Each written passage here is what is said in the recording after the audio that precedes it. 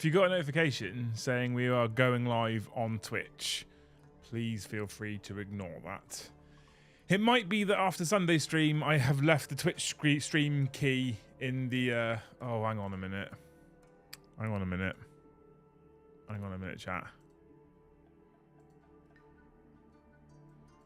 The problem with streaming to Twitch is... apply. Okay, the problem with streaming to Twitch is you have to change all your settings. You have to change your bitrate, your stream key, all that kind of nonsense, okay?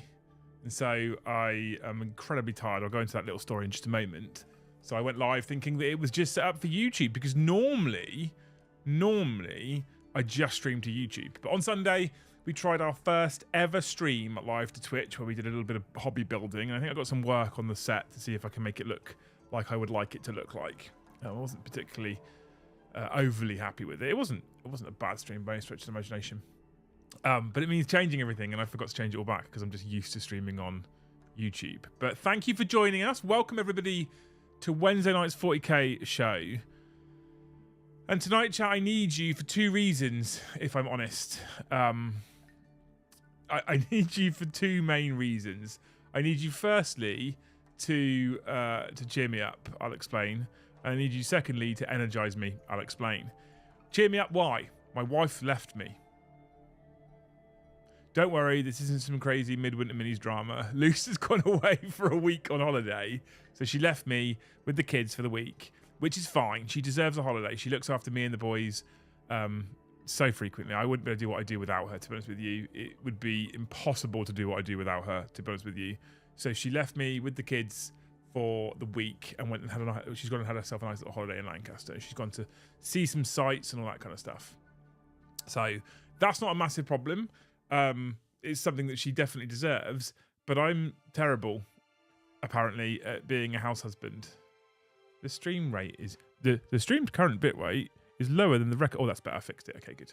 So she's left me, so I'm just here all miserable. And the amount of times I've walked into the office to start talking to Luce and she's not here, and I'm like, oh, she's not here. Cool. Brilliant. So it's currently the Cheer Liam Up Fund up there, to be honest with you. And the target's set higher than normal, only because John McCardle came straight in before the stream started and gifted 50 off the bat. What an absolute legend. Thank you, mate. You're a hero. I love you dearly. But I'm going to play on my misery tonight to get you guys to cheer me up, because when you get used to being... Like, Luce and I have been married since 2011, chat. We've been married for over 12 years. We've been together since 2008. We've been together for a very long time. When you get used to that person's company so frequently... I've also worked from home for like the last 3 years, and the house doesn't have that person anymore. It's just really empty and lonely a little bit, you know? So it just makes me a bit sad. But she's having a good time, thankfully, and we'll have her back on Friday, hopefully. Maybe sooner if I get lucky, but we'll see. So currently chat and Mead are on the Cheer Liam Up Fund, all right? No, don't worry about that. It's a joke, don't worry. The other reason being, you could probably tell from these eyes, I am absolutely, completely and utterly ball-bagged, is I think the most technical term. I'm exhausted. Why? Well, the first night that she's away, I almost never sleep properly, because it's weird, because you roll over and the person that you're used to having there is not there anymore. And you're like, oh, they've gone. And then you kind of wake up and you're like, where have they got? Oh, she's on holiday, it's fine. And you settle back down again, that's fine. And then the second night, normally I sleep like an absolute baby, right? And I'm gone, I'm out for the count. But last night I went to bed, so I sat and watched the stream from home that the guys did. And by the way, can we have a round of applause in chat for Joe and Eddie and Brom last night, who ran almost a flawless stream without me being there. And in the past where they've ran it without me, I've been literally next door and they can come and get me. But I was 20 minutes drive away because I was at home when they were in the studio. And they ran a practically flawless stream last night. It was incredible.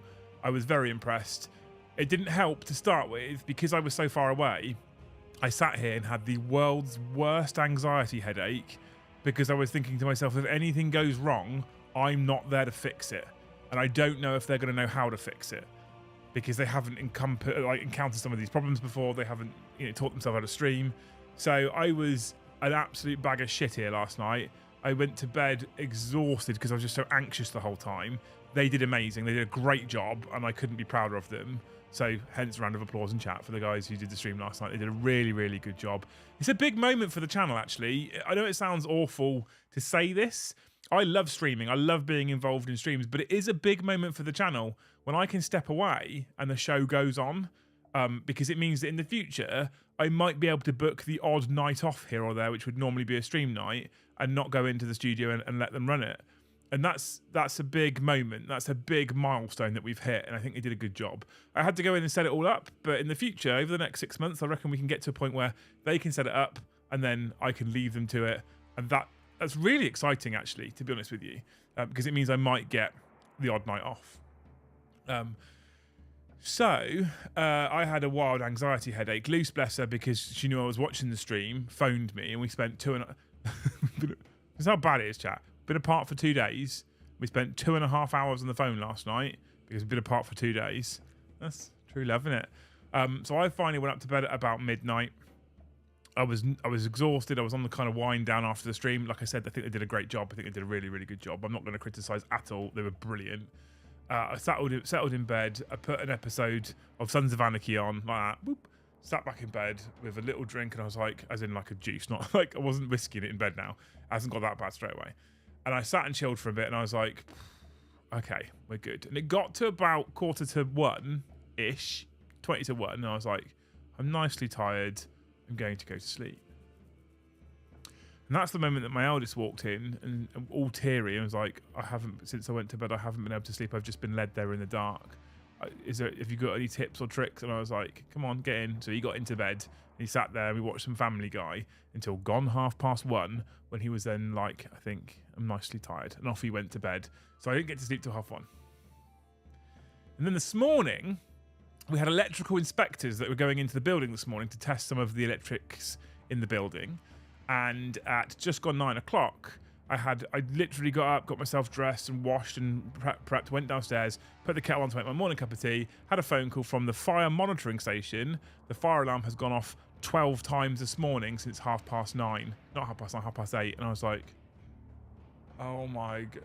So I was like, okay, have you phoned the fire brigade? Yes, we phoned the fire brigade. The fire brigade have been in attendance, and there's no response from the property. So I assume the electrical people have been in there super early, done their tests, killed the power to the building to do part of their tests, which then triggers the fire alarm. So I then had to drive all the way over to the studio in the morning. Kids had pajamas on still, put some hoodies on, put some shoes on, off we go. Drove all the way over to the studio, pulled up to the studio like, why the fuck's the fire alarm gone off 12 times this morning? And the monitoring station's like, we're going to pause, we're going to mute the notifications for an hour. The fire brigade have checked out the property, it's not on fire. I was like, okay, cool. Got there only to find the electrician's van was still outside the front of the building. That's odd. So I walked into the building and then traced where they were, followed them outside out to the main car park, went and found them in the main, like almost like underground cupboard, I guess, where all the major building electronics are. I was like, all right, chaps, I was phoned by the monitoring station. They said the fire alarm's been going off. He said, yeah, we've been turning the power on and off, and every time we turn the power off, it sets the fire alarm off. Cool. He didn't think to isolate the system before you do that. I mean, pretty standard. It's like, oh, well, we spoke to the fire brigade, who said they'd spoken to the monitoring station, who said they put us on test until 4 p.m. So it shouldn't have caused a problem. Right. I'm so glad I drove 25 minutes to work to find that there wasn't anything I needed to do, because they'd already dealt with it. But the monitoring station hadn't obviously talked to each other as two different members of staff, and had still dispatched me to the building to solve the problem. So I was, at that point, exceptionally tired and particularly grumpy. I then came home, settled here, and was just seething. Amy need to apologise for the rude comment that you Liam responded to last night. Amy need to... Oh. Love you, Trout. I get it. I saw what you said last night. Don't you worry, I won't forget. Oh, Mandy, by the way, as well. I've just spotted that. Thank you so much for the 10 gifted, Mandy. You absolute fucking hero. I love you. You're amazing. Even if you bully me. But you're still amazing. So I got home, and I became incredibly unproductive today, and I really don't like unproductive days. I really don't like unproductive days. because they're wasted time, they're lost time, and we don't progress when there's unproductive days. I had to go back over at 2 o'clock because there were surveyors in to do a survey of the whole building as well. We've just had agreement to take the whole building on for super secret project in the near future. And they were supposed to be there at 2. I was up in the studio from 2. Again, I had to pack the kids up because Luce was away, took them over, got them set up, started doing some work. I'm trying to work out how to screen mirror the iPad into OBS for reasons. And about half an hour in, I was like, where the fuck are they? I had a phone call from the estate agent saying, oh, the survey people have turned up and they've left already. I was like, have they? I thought I was showing them around. And he was like, no, they tried to get into the building. The building, by the way, is self-locking and you can't get in unless you have a key. And they were knocking on all the doors, and I'm on the 3rd floor, by the way, so I'm not going to hear them knocking the doors on the ground floor. And they said no one was there. I was like, I'm here right now, literally in my building right now. Oh, so did you give them my number so they could call me when they turned up? No. Probably would have helped, wouldn't it? I'm going to phone them back now, and I'm going to give them your number. It's probably a good idea. I'd probably do that too. So they phoned them back, gave them my number. They then turned around and came back. So they were late. They didn't turn up till, I don't know, 2:45. So then that meant that they were there till 4 o'clock. The only bonus was, it was not their fault. It's, you know, they should have been given my number in the first place and told to phone me when they turned up. So they had no idea. They were pressing a buzzer that's disconnected. They didn't know it was disconnected. It's not their fault. But the only wonderful part of that was, as the 2 people came in, this is where the day brightened up slightly, right? As the 2 people came into the bottom of the building, one of them, Liam Dempsey. I was like, it must be a school friend or something. But I didn't look like this at school. I was like, yeah. It's like, on YouTube. Oh, okay. He's like, oh, I'm a big fan. I was like, well, if you're measuring the building, you're about to see the studio for the first time. It was upstairs. And that was just a really nice moment for, for 5 minutes in a day. So that's been my day, chat. That's 11 minutes of my stresses. Okay, and then to cap it all off, right? To cap it all off, GW released some FAQs. And then we get on to the topic of the stream, GW's impossible FAQ problem. Now, this stream topic actually started from me having a conversation with Pardo from SM Battle Reports earlier today about FAQs. Because his favourite game system at the moment is the Horus Heresy game system. He prefers that to 40k. I don't think he's the only one that's in that boat, but he is one of the people who prefers the Heresy system currently to 40k. And yesterday, the Horus Heresy had an FAQ update, right? And this update is the first one it's had since release. So a year and 7 months into the game being released, and they had an update yesterday, an FAQ update, right? Today, 40k had more FAQs. And 40k over the course of the last 3.5 years, at least, if not more, has had rapid and frequent FAQs. So if you look at the poll at the top of chat right now, you'll see that the poll says, I think FAQs for 40k are either too frequent, too few, or just right. Interesting at the moment with 163 votes where that sits.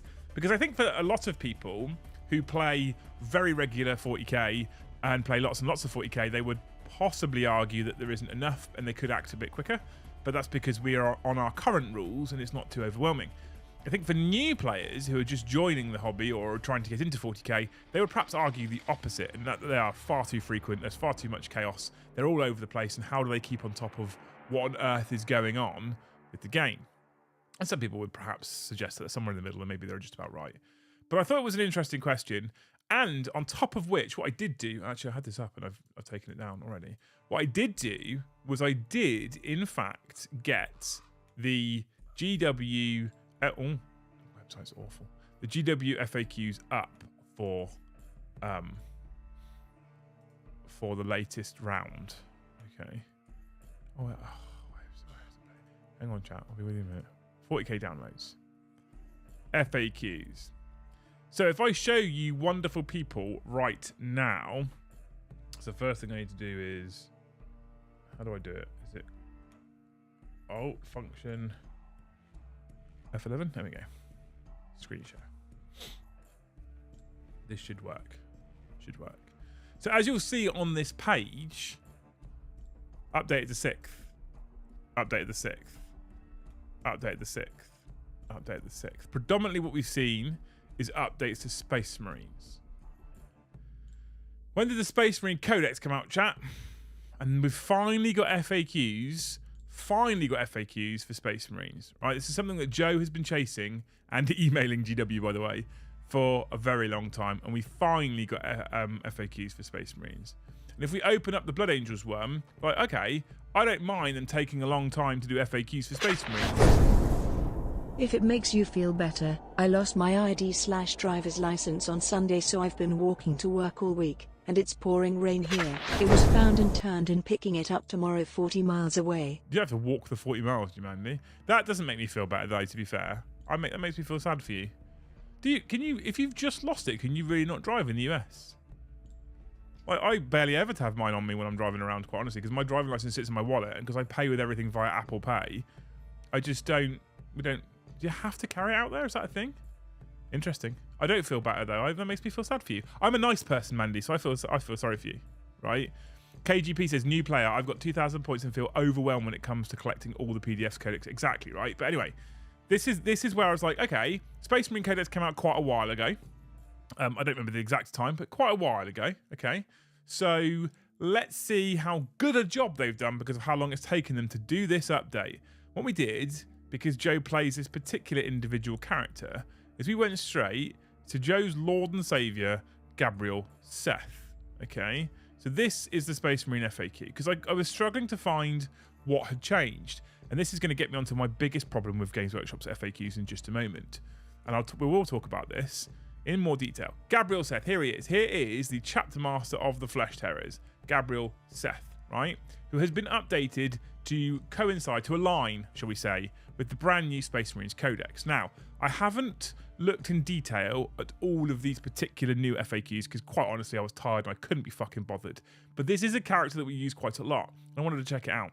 And one of the biggest issues we had with the launch of the Space Marine Codex is if we didn't house rule it, which we did on a couple of occasions, then we wouldn't really have been able to use Gabriel Seth with any of the units. And it's to do with this, the leader and the units that he can join. So according to the brand new updated FAQ'd Blood Angels Gabriel Seth data card, this model can be attached to the following units: Assault Intercessor Squad, Assault Squad, Company Heroes, Command Squad, Stern Guard Veteran Squad, Tactical Squad, Vanguard Veteran Squad. Can anybody in chat tell me the problem with that list?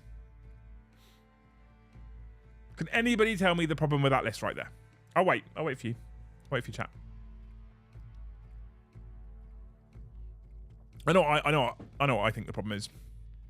Let me know. I'm waiting, don't worry. Hey Meg, how are you? Oh, by the way, also Liberty Fires! Liberty Fires! Thank you so much for the 5 gifted, man. You're an absolute hero. We'll update that in just a moment. In just a moment. How you doing, Meg? No Blade Guard. No Blade Guard is a problem in Equity, but it's not the actual problem. It's not the actual rules error that they have left in their FAQ that they haven't spent over a month getting ready. There we go. You're getting it, right? Command Squad. He can join a Command Squad. Doesn't exist anymore in the Codex. He can join a Vanguard Veteran Squad. This isn't with jump packs. Doesn't exist anymore in the Codex. He can join an Assault Squad. Doesn't exist anymore in the Codex. So there's 3 units he can join there that literally don't exist anymore in the Codex. Now, there's a couple of problems here, obviously, if we're honest with ourselves. A couple of glaring issues here in total. And the main one is that it took me ages to try and find out what in fact it was that they had changed. What in fact it was they had done for this FAQ. And it took me ages to find it. And why do we not have some kind of change log or update log for any of the FAQs? Why do I have to go through every single fucking data card and see? I almost have to have them both open. Old, new. What's changed? What's changed? They learn in the points they would change the cost, and I still don't think they've done that right. I feel like for change costs in points, what they should do is they should go like green goes down, red goes up. So red is a points increase, green is a points decrease, perhaps. But at least they give us an indication these points have changed. They're a different color because we have changed them. So at least I'm like, okay, I can look at my Eldar, or I can look at my World Eaters and I can go, cool, those things have change points. That's fine. I understand. I can see immediately that Wraith Cannons or Wraith Guards have changed points. See that immediately. Cool. I know they've changed. I would like it to be very, very quick to go up or down, but I'm really nitpicking there, to be honest with you. But for FAQs and rules changes, there is no... It's just... I have to compare and contrast against the data cards. It takes ages. Anyway, my big issue, my big concern with FAQs is I do also think, to a point, and I'm going to defend them a little bit here. So I've just criticised them, right? There's no change log, and I think that their rules writing is terrible. It has been chucking it down in Belfast all day. Got stuck at work for an extra few hours, but now got my Patterdale Terrier asleep on my lap and watching the Great Hall. Happy puppy, my day is made. Stu, thank you so much for the 10 man. What an absolute hero. And thank you so much for the 5 gifted memberships as well, on top of Liberty Fire's 5 gifted memberships. 70 already, almost halfway there. You can't let Mr. McCardle carry you tonight. He told me he was going to have to go into a meeting, so I put the total up for the Cheer Liam Up Fund. You can't let him carry you tonight, chat, okay? Just saying, right? And them poor bastards last night worked really, really hard, and no one super chatted for them, really. I saw the total. I was watching, right? Yeah, so... I've just kind of, obviously I'm joking as well, chat. I'm aware Christmas is coming. I've actually booked, this is terrifying, I've actually booked 2 nights off over Christmas. The Friday before Christmas and the Tuesday after Christmas. Last year I had a week off. I can't really afford that this time around, but I booked 2 nights off and I'm really looking forward to, on the Friday night before Christmas, the 22nd, I'm actually taking Luce out for a fancy meal. We barely ever get to do this, ever. So I'm really looking forward to it, to be honest with you. I need it. I need this for the end of the year. Anyway, so I've just criticised them, right? They don't have any change logs. They don't really have any control over it. They just kind of dump new documents and you're going to have to work out yourself. When they do it, often they still don't get it right, despite the fact it's taken them ages to get this stuff out in the first place and update the rules. That's the downside. What I do want to do is I want to offer some kind of contrasting opinion as well. I actually feel a little bit sorry for GW because... there's a little part of me that thinks that they're not going to be able to win. If they increase the frequency of FAQs, I feel like a lot of people would say they're too frequent, there's too many, we can't keep up. If they decrease the frequency of FAQs, a lot of people would also say, why aren't my rules getting updated? This isn't right, it's broken, it's not fixed. There's a counter argument I'll go on to just a minute, because this is like it's not like a shit sandwich, this is like the reverse. But I do kind of feel sorry. This is why I say GW's impossible FAQ problem. There's one thing they can do. In my opinion, there's one thing they can do to solve their impossible FAQ problem, and that thing in itself is, in fact, impossible, in my opinion. And I want you to all argue with me because, like I said, you need to energize me tonight, right?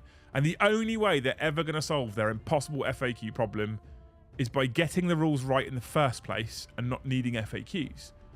And with a game the size of Warhammer 40k, with the number of factions, the number of interactions, and the way in which they're trying to design the game, the design space the game currently exists in, getting rules right first time is, in fact, impossible. But that leads me on to another question, which is related. Do we want them to change the game to a point where it's easier to get the rules right first time? This means less different versions of weapons, less different interactions, less different profiles and statistics. I mean, I don't know whether they could, in fact, reduce the number of factions. I'd assume they're probably very against doing that. So that's one option. Or the option is we maintain the level of difference that currently exists in 40k between data sheets and weapon profiles and things that things can do and abilities and etc. to try and add that narrative flavour for your own particular faction that makes your faction feel like your faction. But we accept the fact, because I think we have to kind of accept the fact, they're not going to get it right from the get-go every single time. There are... I need to kind of explain as well a little bit further in that, because I don't want people to try and pull my pants down here. There is brackets of acceptability, okay? And some armies have fell outside of those brackets. So if you look at the current version of AdMech that's just come out, if you look at even current version of Eldar, but most definitely the version of Eldar that came out with the indexes, they sit outside the brackets of acceptability. So they're not like they're not quite good enough or not quite bad enough. They're just far too broken each way. I am not entirely sure if I've seen a game of AdMech yet in 10th edition, since the new codex has come out, where they've won. I don't think we've seen it. I don't, and I think they are far too poo. Eldar, on the flip side, when the edition launched, they sat outside. I don't mind a codex coming out and not quite having the right teeth in the right place, or maybe being a little bit too strong against certain opponents or in certain situations. That I can accept. I feel like that's acceptable and that's okay. It's not perfect for competitive play, but I feel like it's acceptable. With the level of complexity, the size of the game, the number of factions, I feel like I'm actually okay with that. But when you have the Eldar and the AdMech dilemma, that's when I feel like they sit outside of those brackets of acceptability. Personally, anyway. I feel like that's... How did you not see that was going to be a problem? How did you not see that that couldn't fight its way out of a wet paper bag? How could you not see those two? That's my opinion anyway. But anyway, I want to know what you guys think. I feel like the FAQ is an impossible problem. And I feel like trying to solve it is an impossible problem. So I want to know what you guys think. Sorry I missed yesterday's game. I had to work late and it was done by the time I got off. Tell the guys they did great and that my gifted memberships is ready. Drop the day. Thank you so much for the 10 bucks. Thank you so much for the 10 gifted as well, man. You're an absolute legend. And David Hurst, thank you for the gifted as well. What a hero. Up to 81 of the finest memberships off the bat. You people are incredible. It will actually cheer me up. I'm trying to subtly, on a couple of evenings, push the kind of upper limit of the membership total up slightly. So when I take the Friday and the Tuesday off around Christmas, then it doesn't sting so much. Does that make sense? I feel like it makes sense. But yeah, you tell me. I'm going to jump into the chat in just a minute. First of all, I'm going to say thank you to Prime Lever for the 2. Seth still having a data sheet. New sculpt maybe. I hope that's what it means, if I'm honest with you, Prime Lever. I have no idea. I'm going to confess to something, chat. I'm going to confess to something. I was sat in Valrak's stream before we went live this evening because I haven't sat and chatted to Sam for ages. So I thought I'd listen to what he was going on about for a while. And he supposedly has suggested that he knows that all the Dark Angel characters are going to get refreshes in the next year. So Belial and Asmode. Well, we've seen Asmode, haven't we? But Ezekiel, etc. Have no idea if there's any truth in that whatsoever, but it's Valrak and he's got his fucking tinfoil hat on again. I think if they're going to do that with Dark Angels, and I'm aware that the Lion has come out this year, but if they're going to do that with Dark Angels, then I feel like there's a strong chance I'll do that with some of the Blood Angels models as well. And let's be honest, there's a fair few in the Blood Angels that do in fact need it, if we're honest. Dante is now upgraded, and so is Mephiston. Mephiston is in Primaris. But the Sanguinor, Brother Corbulo, a load of these characters are still the old shitty models. So I think they need an update as well. But thank you for the 2 man anyway, you're a hero, right? Anyway, into chat, right? I'm going to scroll up a little bit because you were talking. I think every quarter for points, updates, FAQ, cool rules, etc. is good. A one and done rule set would be nice, but then again, units create unique interactions that are also fun to have and abuse. I often think as well, Daniel, if I'm honest with you, that quite often, no matter how hard you play test, you won't find those interactions until you literally put the game out to millions of people, right?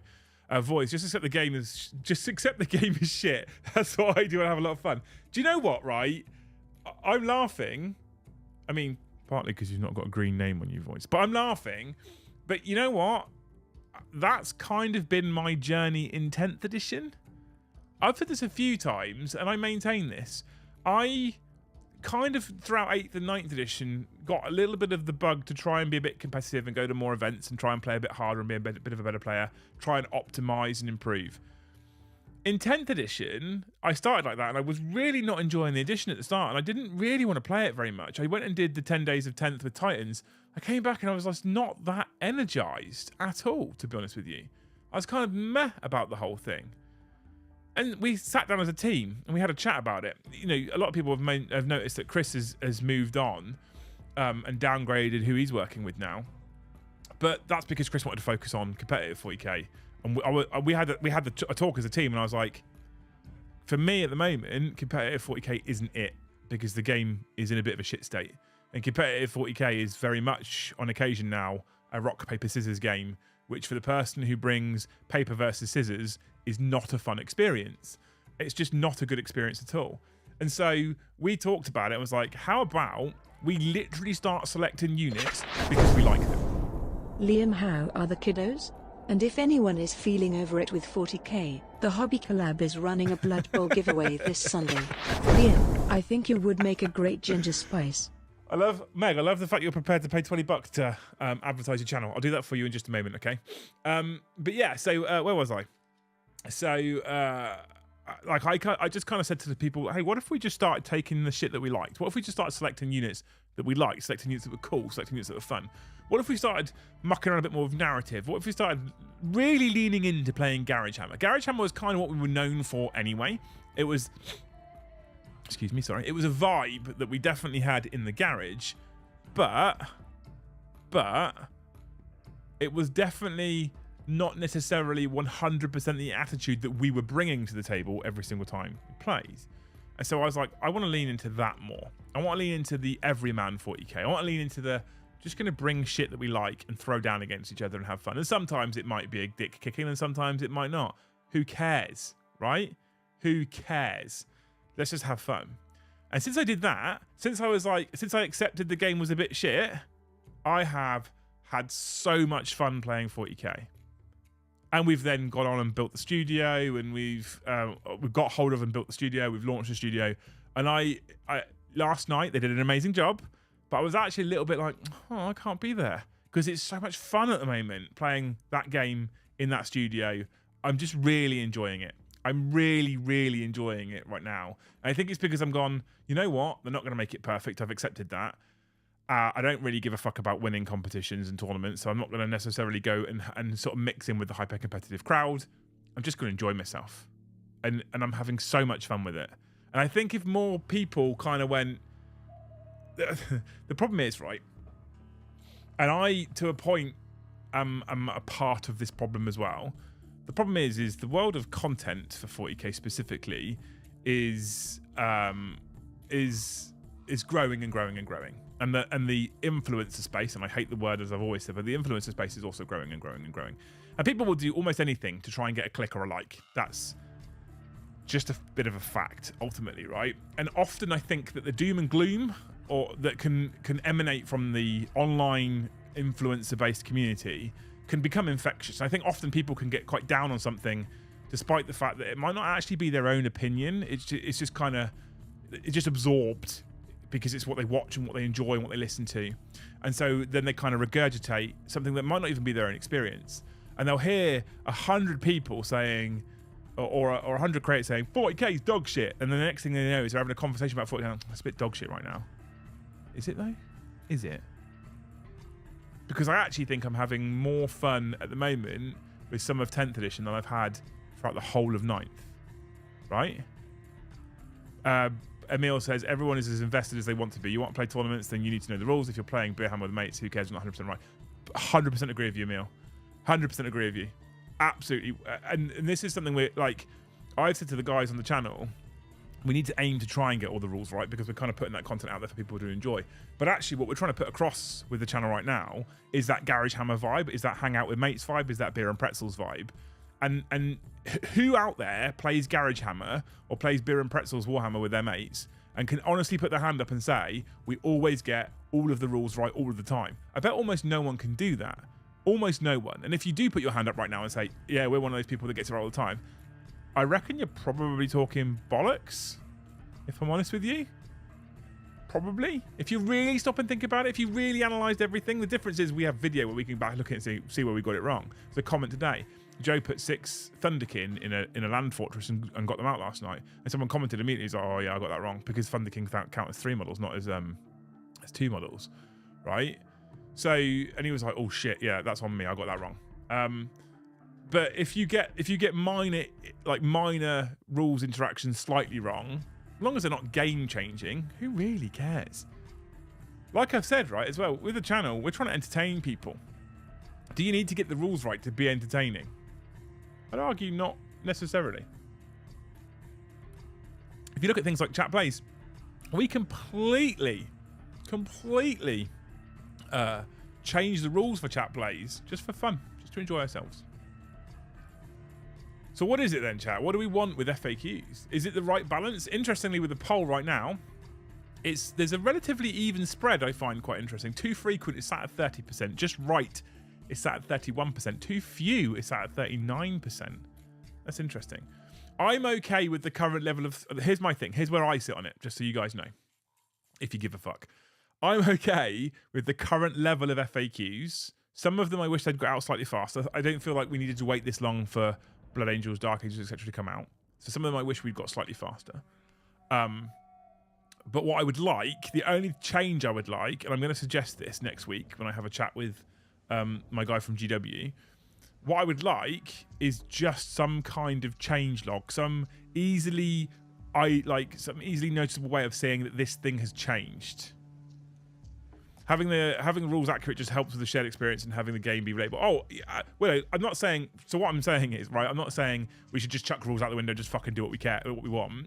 I'm still the person who sits there and says, have you made base contact if you can make base contact? Because that is part of the rules right now. Like, you need to try and get them right. You need to try and get them right, but I don't want people to just be sweating if they get something very slightly wrong. Do you know what I mean? Does that make sense? But in terms of what you've just said, I do agree with you. People are entertaining, not rules. I agree, Ferris Revenge. Absolutely. What do we want? Rules balance. When do we want it? At varying random frequencies. Absolutely. Just Jupiter, thank you so much for the gifted membership, you hero. 82 brand new finest members tonight. If you've been gifted a member tonight, please say thank you to the person who gifted to you, but also ! Discord. Come and join us in the Great Hall Discord server. You people are all amazing. The community is absolutely incredible, and I love you all very dearly. Come and hang out with us. And if you have been gifted a membership, you can ! member, check out the lit tiers, and you could just upgrade if you wanted to a different membership tier. If you've been gifted one in a month's time, it will run out. So make sure you use that gifted membership. Try out the benefits that you get, specifically the Great Hall Discord server, members only chats on Tuesdays. When we bring the pre-recorded content in the new year, it will go out to members only first, and then it will release to everybody. We're not going to permanently paywall anything apart from behind the scenes content right now, so don't panic. That's always going to remain the same. I don't really believe in permanently paywalling content anymore. I did it for a while. I didn't really like it. This is our new way of trying to do business. And if you like what you see, you then choose to be a member. You're not forced to be able to watch videos.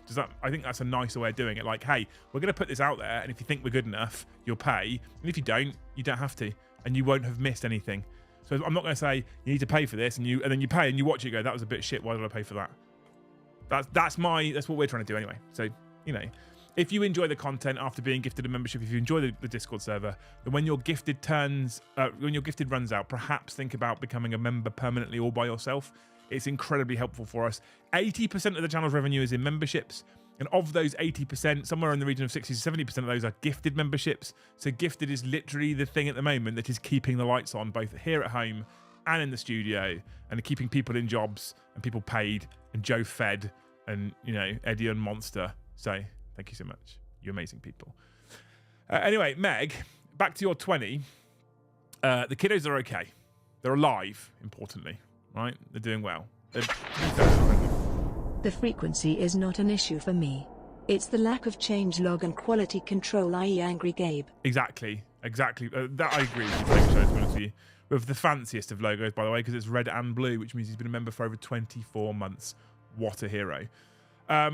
So Meg, the kids are fine.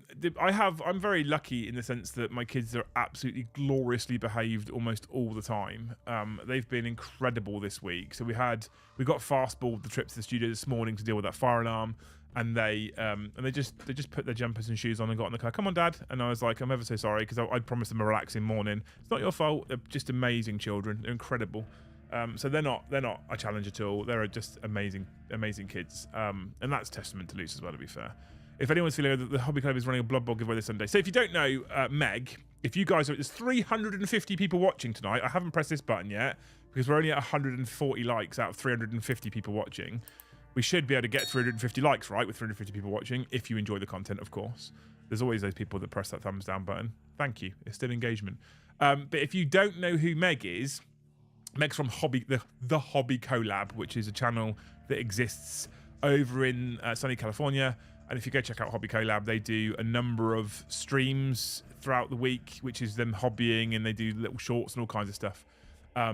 Amazing content, amazing people. Zach and Meg are basically the people that run it right now. Zach came from Titans and went to set up his own thing, and there's a few familiar faces. You'll see John from Titans on there from time to time. Saray, who's been on Titans from time to time. So check out them. Amazing people. Love them dearly. They have a Blood Bowl giveaway this weekend, right? So make sure you're hanging out with those people this weekend. And you think I make a great ginger spice? Why, though? Meg? Why? But thanks for the 20, Meg. I'm sorry I skipped over it. I was mid sentence, but you're amazing. Check out Hobby Collab. I love them. I always press the dislike button. Thanks, Mandy. I knew that. Impressive. Willow says, Loose MVP. 100%, Willow. I literally thought, like, she's away for a week, and I'm almost falling apart already. Couldn't do it without her. I say it all the time.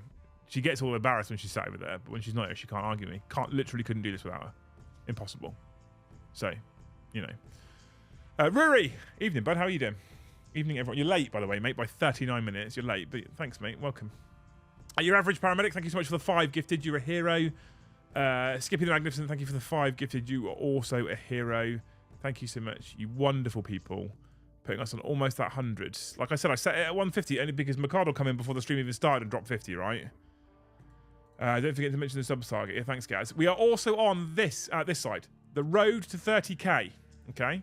We are working incredibly hard right now to try and hit 30,000 subscribers by the start of the year. And I'm trying to not... Personal opinion, there is a big difference between FAQ, i.e. hot fixes for weird interactions or wrong data sheets, and balanced patches. The first should be quick, the latter can be much more chill. I agree with that, Chris. Thanks for the 10, man. I actually agree with that, to be honest with you. I like it. Join us in the Fit for 40k channel. Thanks to Liam and Rambo and everyone there, I got motivated to run a half marathon, which I will be running this Sunday. Are you doing it for charity, Mandy? Let me know.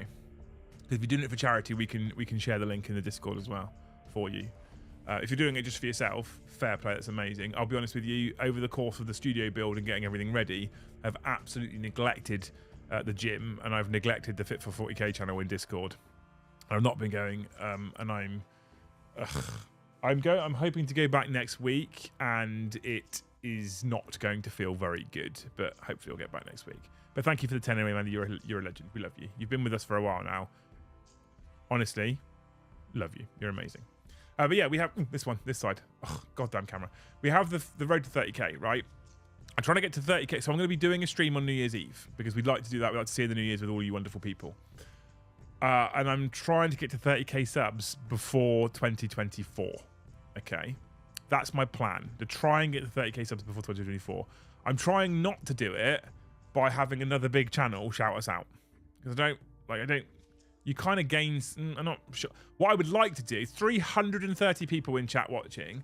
If you people all went and told anyone who you know who likes 40k or who plays 40k or any of the Facebook groups or Discord servers that you're in about the channel and try and encourage people to subscribe to it because you think that they might enjoy the content, not any old Tom, Dick and Harry, but because you think they might enjoy the content, it would really help us out a lot to try and push those numbers up and get more engaged people watching the streams and enjoying the content here on the channel. So that's the goal, right? And I'm trying to do it without other channel help.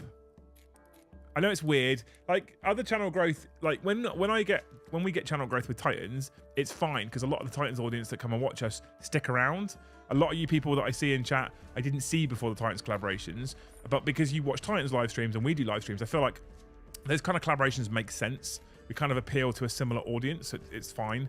But if like, I don't know, a mini wargaming shouts us out, like Dave does it quite a lot, and he's amazing for it, but their audience watches typically very different content to what we produce.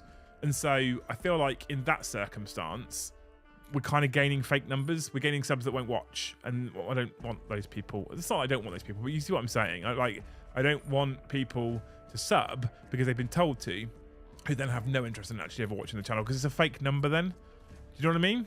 Does that make sense? Anyway, thank you to you wonderful people for gifting the membership as well. Like I said, up to 92. You're incredible human beings. I'm going to jump back into a couple of super chats I've missed so far from the people that didn't get read out because they didn't put the 10 in. Trout, thank you for the 5. Celebrate our birthday with a fancy dinner with Luce the Friday before. As for the last night, I needed to give you a little grief while the cat's away. Trout, honestly, it's fine. I give everybody stick and abuse all the time. I, therefore, have to be fully prepared to take it back. And I absolutely am. Don't you worry, you're not going to upset me. I'll joke about crying. You're not actually going to upset me. I promise you. So don't you worry about it, mate. It's all taken in good spirits. It's fun. And if I dish it out to other channels and other people, I need to be prepared to take it back. And I am, so don't worry about it. I still love you. You can keep your little blue spanner, don't you worry. Kazari, thank you for the 5. Agreed on fun. Played 2,000 points World Eaters versus Sisters at the weekend. Won by a point, but I caved to the meta and didn't take Terminators, who I love. never again. See, if you love kits, take kits. I don't know, actually, in the current meta of 40k, and I'm not really paying much attention right now to what's competitive and what's not, and I'll explain this a little bit more in a moment. But I don't know if, at the moment, Repentia are actually any good at all. I fucking love Repentia, though. So when I played with the sisters last week against the Admech, I was like, oh, we've got 20 Repentia here. I'm taking 20 Repentia. Because I fucking love Repentia. They're amazing. I adore them. They're incredible. They're just so 40k. So I took 20 because they're cool. That was my reason. I'm taking 20 Repentia. And I put them in the list. This is God's honest truth. I put them in the list, right, before I'd actually read their data card. And then what happened is they just kept dying, and it became a personal mission of mine during the game to just be able to charge some Repentia into combat and do some fighting. That became a mission for me, okay? So, anyway, if you like Terminators, take Terminators, okay? Revenants, thank you for the 5. There is a changelog for the index cards. It's the index cards document in the download section. Really not intuitive, though. Is there? I didn't know that. But like that, I feel like if it's I mean, that's part of their problem, though, right? If they're going to put a changelog in, make it front and center. Show us what the changelog is. Put it in front of us. Do it, Joey. So I know what the fuck's going on. I don't know how I do it. I don't know how I would correctly changelog what's going on, but there's got to be a way where they can make it significantly. Again, I hark back to this so repeatedly, right? 40k is a fun game for people to enjoy casually, mostly. And it's a game for people to enjoy competitively, okay? There is zero problem with enjoying 40k either of those ways, or any of the spectrum that sits in between that, for that matter. It is a hobby that should be all-encompassing, it should be all-welcoming, and GW put out the statement a number of times, Warhammer is for everybody, right? It should be fully inclusive. Wherever you come from, whatever your background, whoever you are, and however you like to play. That's the important last sentence there as well. However you would like to play, you should be able to play 40k, right? But that means, and this is a challenge for GW, but that means that they have to be able to make something that works for that broad spectrum of play style, or that broad spectrum of players. So I would like them to think about the new player who comes to a data card that's just been FAQ'd and looks at it for hours and goes, I don't know what's changed. I have no idea what's changed. And to be fair, there are certain players out there that play 40k a lot, competitive players who will probably have a similar experience as well, right? The people that will look at it and go, I don't understand what's been FAQ'd. Excuse me, what's been FAQ'd? I don't understand what's been FAQ'd. What's changed? I can't see what's changed. What's been FAQ'd? That's a problem. Because then, even from a competitive standpoint, right, then potentially you have the opportunity there to go to an event, play a unit, and play it and misplay it because you haven't seen you've missed the little tweak, the little change that's happened. So I'd like some kind of changelog. I wouldn't care if it was essentially the equivalent to a downloadable spreadsheet, which had far left-hand column faction, next left-hand column specific data sheet, next left-hand column just the change, old, new. I don't feel like it would be that hard. There's an entire FAQ document for the data cards, though. Do you think there's too many FAQs in total, chat? Interestingly, not the frequency. Do you think there's just too many? Is there a version reference on the cards? No, I don't think so. That would also help, Gaz, to be fair. But I feel like the table idea wouldn't be too difficult because they have to make the change on each data card. So just to copy and paste the change into this new data card wouldn't be that difficult. I am blessed that the buddy I play the most with has agreed with me to ignore the leaders getting worse when solo aspect of 10th. Oh, the when leading a unit nonsense. I have thought about house ruling that so many times. It's good to have them in their own documents. Yeah, I agree. I have thought about that so many times, house ruling it. I think, do you know what? If we weren't streaming, I probably would have house ruled it already. The Horus Heresy FAQ at least puts points changes in pink, doesn't show the previous version. So the 40k points one does that as well, Ed. It puts points value changes in pink, but it doesn't show you up or down. Not too many, just not defined well. Okay. But better communication would be better. They need to bring the playtesters back into the fold, says the Eternal Crusader. Well, so I'm going to talk about rumours. Playtesters, right? I'm going to talk about rumours, and I don't know how true this is. It is rumoured that there were 3 different groups of creators helping them with playtesting 10th edition. And there is a rumour that that's now 2 different groups of people that are now helping them with playtesting, and one of them has stopped. And if I was one of those groups of people that had been playtesting 10th edition, I don't think I'd put my head above the parapet and say that I was one of those groups. Playtesters cannot be trusted. So, I was a playtester, Willow, and I don't disagree with you.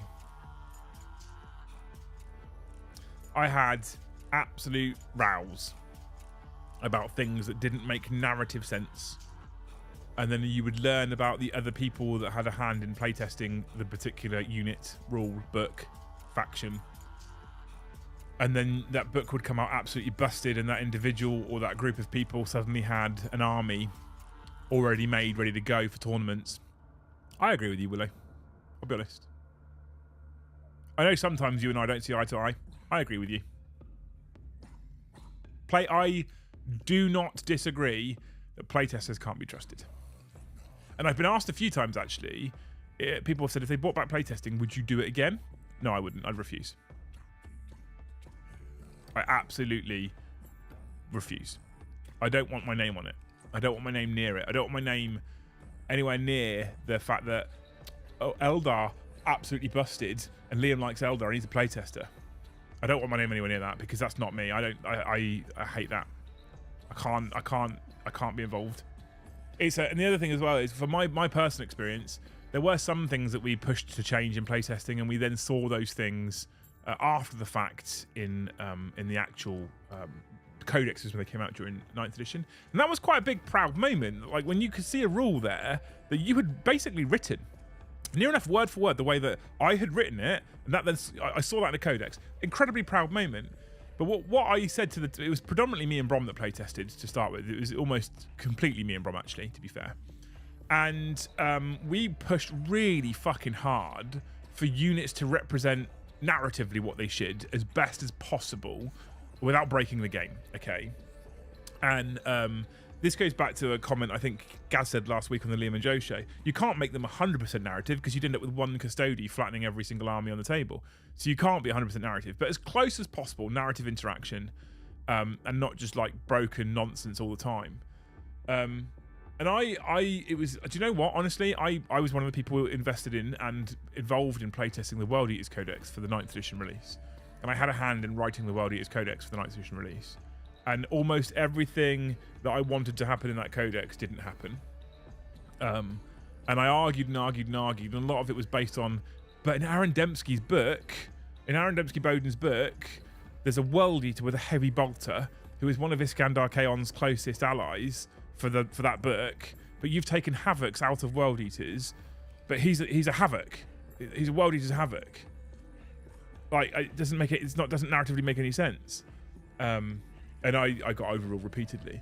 And I think that was one of those moments as well where I realised that particular job perhaps wasn't for us, or for me specifically. Because I was very proud of being asked to be a playtester, but then I think I had a different expectation. I think reality was very different to expectation, which is a shame. The other thing as well is, and I'm going to hold my hands up here and be honest about this, it is very, very, very difficult when you read the rules for a faction or a force or an army that you play to turn around and say, they're too good, you need to tone them down. I like to think when we needed to, we did that. When they first wrote the Chaos Demons book, I was involved in Chaos Demons, and I own, as you well know, most of you, a Khorne Demons army. And when they first released that book, I looked at some of the combinations that Khorne Demons, pure Khorne Demons could do, and I said to the 40k rules team, you can't release that. You can't that's what I can do with 10 bloodletters is absolutely mental. You can't release that. They shouldn't be able to reliably pull down an Imperial Knight with a couple of overlapping buffs and characters. That's mad. You shouldn't be able to do that, right? You shouldn't be able to do that. But as a Khorne Demons player, that is quite a hard, like, you do feel, like, genuinely, I'll be honest, you do feel this, and I feel like I have quite a lot of integrity, but you feel this little bit of inner turmoil where you go, that's my faction. And I could just come and pull everyone's pants down. That's exciting. And I feel like some people involved in playtesting just didn't recognize that that isn't actually a positive headspace to be in when playtesting a codex. Gaz says it somewhere up the top, and I actually agree with him, to be honest with you, where he says, I'd be a great playtester because I'm not invested at all. You're almost spot on, because if you're not invested in any particular faction or any particular army, which means you can literally attack every single army with the same approach and the same mindset, you probably have a better game, right? We're changing the point size of games, say 5 or 10,000, allow better balances. It would allow a wider spread of points values for units. So in terms of balance, guys, I actually think that what my personal opinion, and again, I'm aware that this is controversial to some people, my personal opinion is what they did with points for 10th edition is wrong, because it's harder to balance. Because now that any faction and any unit can take any upgrade, and it doesn't matter what upgrade you take, the points are going to be the same no matter what. Fantastic for new players. I 100% agree. Fantastic for new players. Get it. Totally get it. Hey, you want to take your Intercessor squad? Take your Intercessor squad. You want to take your Wraith Guard squad? Take your Wraith Guard squad. What have you glued to it? Doesn't matter. Points are the same. Go for it. It's fine. Fantastic for new players. I get it. Right? For some people, better for list building. Throw things together, just under 2,000 points, we're good to go. I get it. For balance purposes, the lack of granularity is a problem. And the lack of granularity makes it difficult to balance certain weapons and certain factions and certain units, in my own personal opinion. All right? Skippy the Magnificent, thank you for the... Have I got you already? Did I say thank you for the gifted? I feel like I've missed that one, but it's been a while since the monetization thing I have in front of me has moved. Although, you lot did hit 200 likes, so I'll let you off. Thank you so much. We just haven't had a super chat gifted membership for a while. Just saying. Whoever playtested the Eldar clearly went to the first tournaments with the most meta Eldar lists. Or perhaps was the person who was playing Eldar for the whole of the end of 9th edition, saying that they'd always loved Eldar despite not playing it for most of 9th edition. Perhaps was just getting prepped for 10th edition because they already knew what was coming. I'm just saying. Daniel, you can't have a living game with constant updates. You have the most easy to digest way to track updates app, double paywalled. That's another problem, and I agree with you. 100% agree with you. Hey, you can use the app. It will be fully updated all the time. You don't have to live track any of the changes because you just look at the data card and it is what it is on the data card. Although I will say this, right? Okay. So just to finish this little part about the app, right? I actually agree with you. The app is the best way to track the rules simply because it is live updated, but they have paywalled it behind the app and then paywalled each codex individually as well. And I think that's messy and horrible. And I complained to them directly when they told us they were going to do this. As usual, I try and be the voice of the people. I try and be the voice of chat. I argue with them a lot. I often get told, yeah, we're not changing it, so fucking suck it up. Cool. That happens. Oh, well. But the problem I have is, so here's the thing, okay? Some of the marketing material around the launch of 10th edition was about it being also a quicker game to play. I got very excited about the fact that it might be a quicker game to play. I honestly was hoping it would be like a 2-hour game or something like that. That was really interesting to me. A 2-hour game was something I was really interested in. But it isn't quicker. And constant living rules is going to be part of the reason. It's going to be a contributing factor as to why it's not quicker. Because I'm going to be a person, especially for the channel, I do this on purpose, especially for the channel, I will try and learn rules. And I'm normally pretty good at absorbing rules and learning them very quickly and then memorizing. It's something that I have been very good at for a long time. I dare say I passed a ton of exams when I was younger that I didn't fully understand, but I'd memorized the answers. That's, you know. And some people would say, well, that's how you pass the test. But you get what I'm saying, right? So I will try and learn rules. And learn rules and learn rules and learn rules and learn rules. Cool, okay, fine. And then they change the rule. Well, guess what? I'm not looking at it because I know that a D cannon is this strength and this AP and this damage, or I know that a Khorne Berserker is this many attacks at this strength and this AP and this damage, okay? And I know that the World Eater's Blood Surge rule for Berserker says this, and I know that Angron's abilities are these, okay? So once you, and I think a lot of you, if you're honest, a lot of you will do this. You'll go, I don't need to check the data card. I know what it does. I know that. I've used that unit loads. I know what that unit does. I don't need to check the data card. But if the living rules are constantly updating, what you then have to do is almost every single time you use that unit again for the first time, during that battle, you need to check the data card on the app. Just in case it's changed, if it's a living rule set. And then that slows everything down, right? And that's the downsides to a living rule set, I guess. And I do want updated, and I do want things to change, but again, the impossible problem. What's interesting when we have these conversations, what's interesting when I see chat moving as well, is that I often see quite a split room. There's too many FAQs, there's not enough FAQs. Just look at the poll. We like the living rule set, we don't like the living rule set. We like the granular points, we don't like the granular points. It's often a split room. And I find that fascinating because they're never going to be able to please everybody. And I got told something, I think it was by my dad years and years ago, who said, how cute, 2 hours, yeah, I know. I know, chat, I know. I think it was my dad who told me years ago, and this is not an uncommon phrase. It's not like he made it up. It's just I think it was the first time I ever heard it. You can please some of the people some of the time, but you cannot please all of the people all of the time. He told me that years ago. And I've tried to also take that approach with the channel as well. I can please some of the people some of the time. I won't be able to please everyone all the time. So we are going to make changes to the channel, whether it be the studio, the camera angles, the different lighting, etc. And some people will love it, and some people won't like it. And you know what? I can't please everyone. I'm going to do what I think is right and what I like, and what the team enjoys, and what the team likes. Hopefully, we get the majority of people. The majority is my target rather than everybody. It's more like 3 communities: the actual tryhards, the mid-table warriors, the people who really don't care either way. It's probably reasonable. I don't think I disagree, Willow, to be fair. I don't like agreeing with you so much. Stop it. Stop it, Willow. This is why I will not buy any data cards this edition. Push notifications from the app when there's game updates might help. That would be good. By the way, Rory, thank you so much for the 5 gifted memberships. You absolute fucking legend. I know it seems like a lot. When people are jumping in chat, they're like, 150? You've been targeting 100. It is still 100. McCardle dropped 50 before the stream even started. So I've included them because he gave them. But they're not like the normal stream target. Do you know what I mean? Which means we're still 53 off the normal stream target because it was before, right? So I found most people that started 40k after 7th prefer the terrible rules and updates we have now. Those who start before 8th prefer normal granular 40k. Do you know what? I can't. I've often so before the nonsense of formation, 7th edition was probably one of my most favourite editions ever. And I prefer arguably the more tabletop-y, like war gamey kind of rules, like armor facings and blast templates. Personally, from a narrative gamer's perspective, I probably prefer those on the whole. I don't want to sit here and go, it needs to go back to that because it's not, and I just have to it's pointless thinking like that because they're not going to change it back. They're going to keep pushing forward with their new rules and their new rule sets. So I don't like too much to kind of really hark on about the past and how the glory days used to exist, because that seems like it's a pointless endeavor. It's a pointless rant and moan because we're not going to go back there. Those things aren't going to change.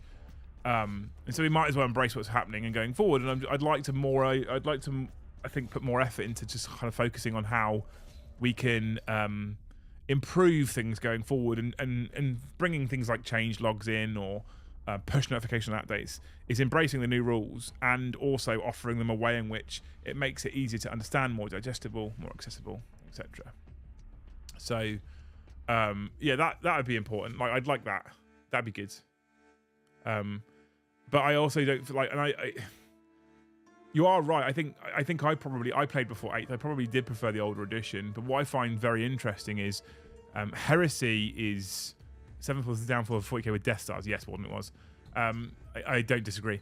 Heresy is basically those old rules. It's the old rule set. Heresy is basically improved 7th edition. And it's funny for two reasons, because a lot of people say, I prefer pre 8th edition. Okay, you can play Heresy. Oh no, I don't play Heresy. Heresy isn't that popular on the whole. I'm not saying it doesn't have an audience. I'm not saying people don't like playing it. I'm saying it isn't that popular on the whole, especially when compared to 40k, for example. Okay, so 30k's rules are basically 7th edition. But then there's also that problem with 30k, and for me, this is the same problem with Legio Imperialis, or whatever it's called, the new epic, essentially. Is it Space Marines versus Space Marines? The old AP system was very, very good when you had Hormagaunts and Eldar Guardians and Orcs and Necrons and Space Marines. It's very good for that. When you have Power Armor versus Power Armor, with both what's in Heresy AP5 bolt guns, it's a bit shit. It doesn't really make any sense, okay? So Heresy is not that popular. So I find that funny to start with, that people don't really want to go back and play that game system, despite the fact that it is arguably essentially 7th edition. The other thing that I find funny as well is if you spend any time in the Heresy community, actually quite a lot of them will complain as well about the rule set as it currently exists. This is a problem, that's a problem, this needs to be FAQ'd, that needs to be FAQ'd. It's almost like the hobbyist can never be happy. Okay, Easton, thank you so much for the 5 gifted memberships. You're a hero. Thank you so much, you're a legend. I'm going to update that right now, which with McArdle's pre-stream does put us over the 100. So you people are incredible. The 150 is twofold. One, because his was pre-stream, and secondly, because I'm trying to get those 2 nights off at Christmas, right? I'm sorry, Liam, we're starting to swell together mentally. It's a frightening thought, though, isn't it? You're always welcome, though. You're a hero. It's not popular because the rules make no sense for the weapons. Having AP5 weapons is so popular. There you go. See, Warden says it. Nailed it. Got it. Agree. Agree with you so much. Demo Gorgon says exclamation mark snipe me despite already being a member. If you aren't a member, by the way, if you are a grey name and you have just decided that this channel isn't worth the membership, you don't want to pay, not fucking bothered by it whatsoever, but you might want a membership just so you can be like the same as everybody else, you can just type exclamation mark snipe me, all one word, in chat. And if you type exclamation mark snipe me, that will encourage our gifters out there to try and snipe you and get you a membership. If you do get one though, I just encourage you to use it. Get into the Discord server, check it out, have a look around. If you enjoy it, perhaps you'll consider being a member. The channel memberships are incredibly important. We're suffering a little bit lately. We've had a few Thanes that have had to drop out because cost of living exists right now and it's Christmas time. For example, Thanes is an insane commitment to the channel and something that I never thought would ever be a thing that people would choose, but we have a lot of them and they're incredible and they get their only Thanes WhatsApp chat. So, you know, if any of you are considering upgrading from Skald to Jarl, from Jarl to Herskal, from Herskal to Thane, do it for us. It'd be amazing. Really, really amazing. Our sub numbers have also gone up. Look, oh, this one, 840. Sub numbers have gone up. Incredible. Thank you. If any one of you are responsible for that, for going and telling people, thank you so much. You're amazing. David Ring. Oh, hello there. Hello, David. How are you? I wonder how long it will be before an AI balances 40k for GW. That'd be interesting, though, wouldn't it? Wouldn't it be interesting? Horus Heresy with Xenos may as well be 40k. Fair. Trout, thank you for the gifted. You are a legend in the chat. I will update that now to 103. 47 off the target, chat. 47 off the target. If all 330 people of you right now gifted a single membership, I know I say this as a joke quite often, but hear me out, right? If all 330 people of you right now gifted a membership, I would comfortably be able to take off the Friday before Christmas and the Tuesday after Christmas and not be too concerned, as long as the rest of the streams this month perform like normal. Okay? People want old Hammer 40k, just not Horus Heresy. Horus Heresy could have been an amazing game with the Marines having formations and different battle tactics, etc. for each army, but they just fucked it all up and didn't go down any narrative route. It's bad. I haven't played. I can't really comment too hard on Heresy, to be honest with you, Warden, because I haven't played it, so I don't know how it balances or how it works, and I don't know each individual legion's abilities or reactions or whatever. I have no idea. I know the core rules. I've read the core rules. I say I know the core rules. I wouldn't be able to just play it. I know of the core rules. I know loosely how they work. So I could probably pick up Heresy and play it to a point. but I definitely wouldn't be able to play it competently right now. It's just not something I could do. When I saw the core rule set, I was very interested in it, to be honest with you.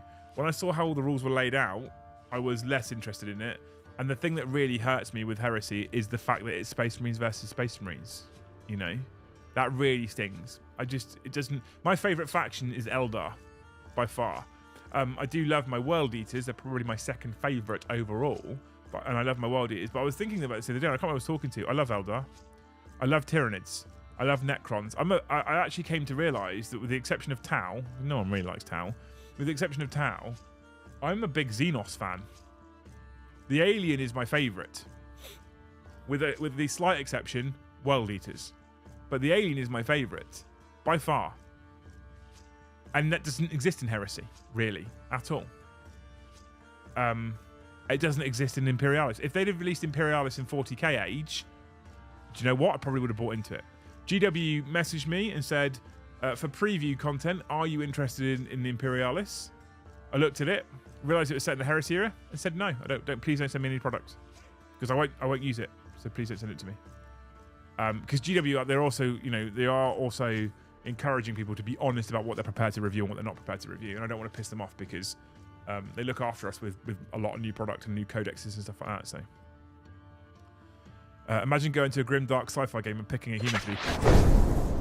While players who like playing Xenos or fighting Xenos might not enjoy the idea of Horus Heresy, Astartes versus Astartes does offer the potential to create a more balanced game. Alex, by the way, good to see you, man. Thank you for the 10. That's really interesting, though, isn't it? When you think about it, like I don't think that's necessarily wrong because. Look at chess, right? What makes chess the most balanced game, or one of the most balanced games, is the fact that each player has the same pieces. So you always have that slight disadvantage that someone goes first and someone doesn't. But on the whole, people have the same pieces. Heresy is arguably similar, with the exception of a couple of specialist units, depending on the legion that you pick, right? Heresy is Space Marines versus Space Marines. It has the opportunity to be more balanced. And yet the rule set is arguably the more narrative rule set. It's kind of the wrong way round, right? If you take the 10th edition core rule set with Space Marines versus Space Marines, that's almost the better tournament game. But Warden says balanced games are boring, and I'm arguably inclined to agree. There's a slight difference. I don't want my elder to be able to curb stomp every other faction in 40k, because then that doesn't lead to fun either. Because I go to a gaming get together or whatever, and I look at the people that are there, and I get my Eldar out, and I go, oh, I don't want to play him because he's got fucking Eldar. So that also doesn't create fun, but completely balanced are a bit boring. I actually don't disagree with you.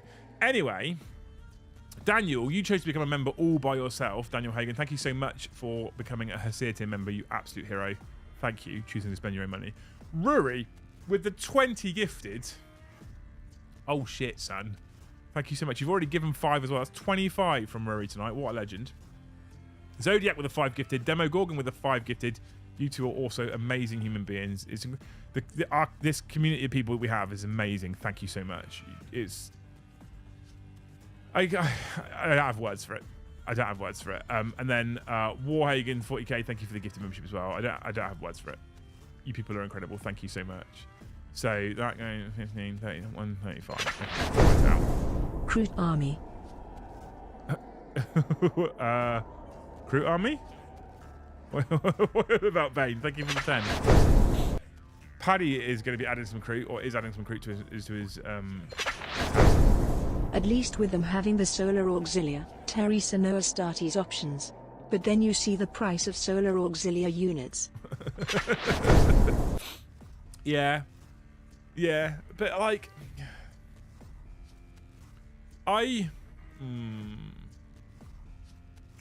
yeah, okay. You're not wrong. They have Solar Auxilia, but they're not.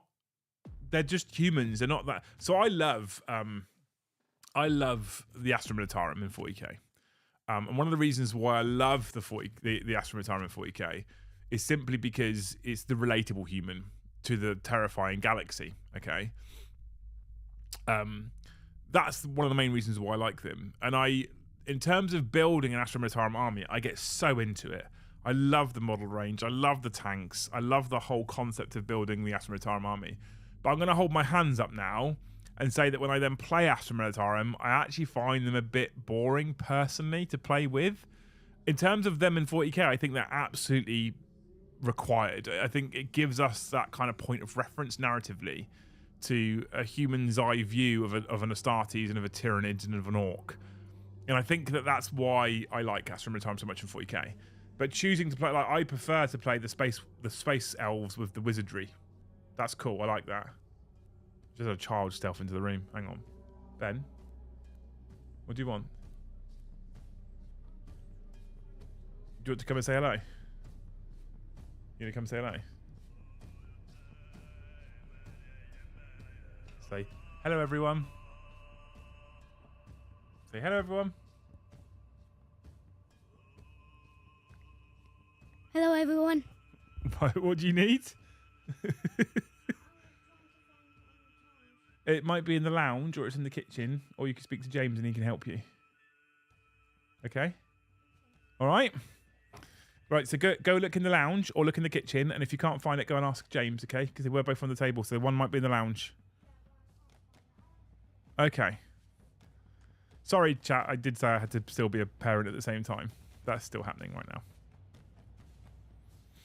A gifted membership for Ben. Yeah, let's do that now.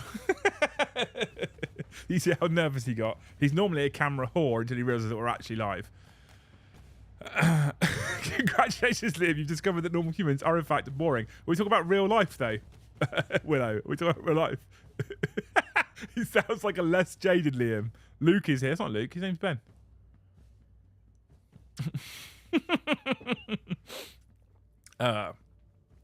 That's why you need to play Deathcore Krieg with 30 Death Riders and back up by massive artillery. Yeah, that's cool.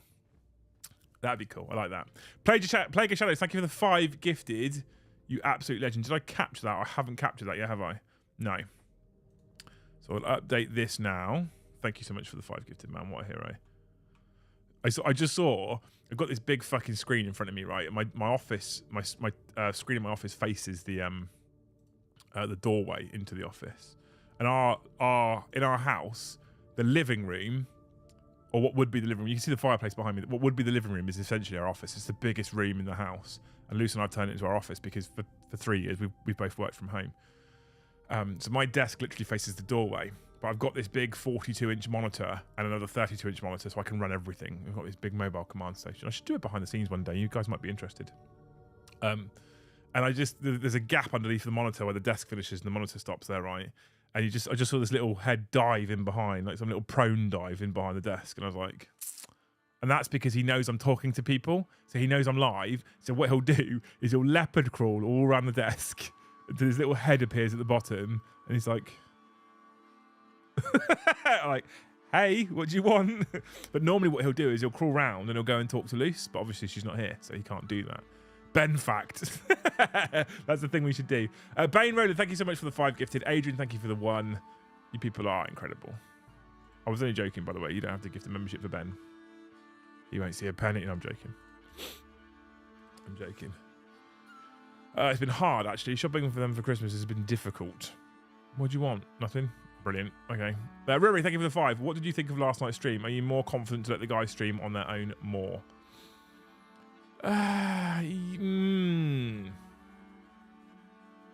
Hagen 40k, thank you for the gifted. Yes and no. Am I confident if I need to take a night off that they can run a stream? Mostly. And the reason why I say mostly is because...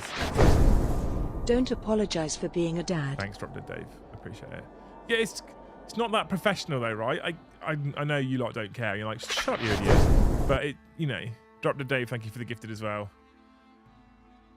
You lot are too generous. That's a fact. That is a fact. Anyway, what was I saying? Yeah, so back to Ruri's question. They did an incredible job, but I still had to be there to prep the stream, make the thumbnail, make the army graphics, test the scoreboard, set up all the cameras, set up all the lighting. And I literally left 2 minutes before they clicked the go live button. So I basically shut the door, walked down the 3 flights of stairs, Ben, new employee.